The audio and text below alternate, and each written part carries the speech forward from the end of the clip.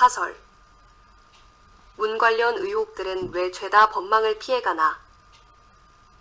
문재인 정부가 5년 임기 대부분 기간에 주택소득 고용에 관한 통계를 조작 왜곡했다는 감사 결과를 감사원이 내놓았다.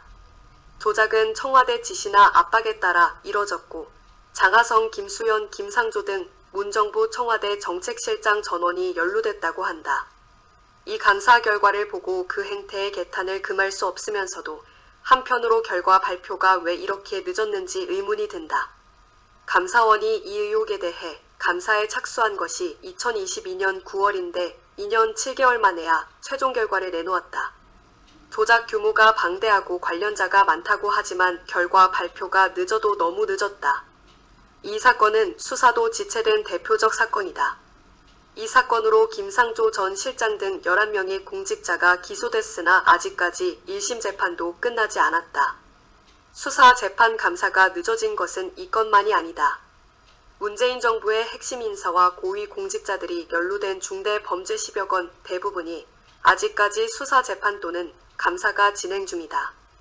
대법원에서 확정된 사건은 하나도 없을 정도다.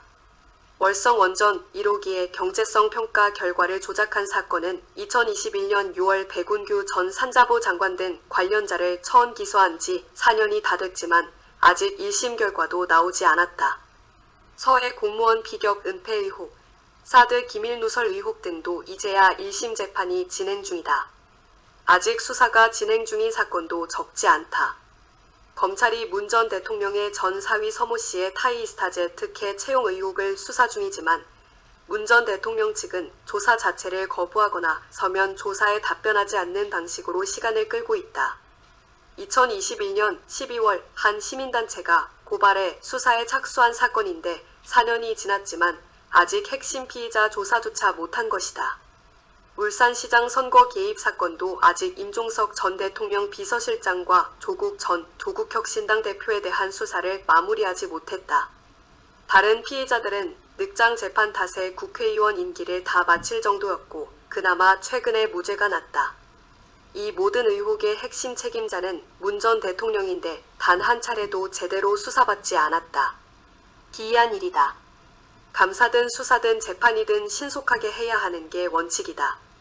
때를 놓치면 진상 규명 자체가 어려울 수밖에 없고 불의를 방조하는 결과를 낳을 수밖에 없다.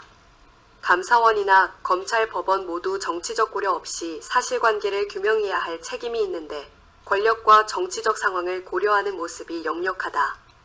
이런 풍토는 공직사회가 정치와 권력의 눈치를 더 보게 만드는 결과를 낳게 된다. 수사는 늦고 재판은 편향이라면 사법에 대한 국민 신뢰도 떨어지게 된다. 출처 조선일보. 이상 2025년 4월 19일 아침에 보내드린 옳은 소리.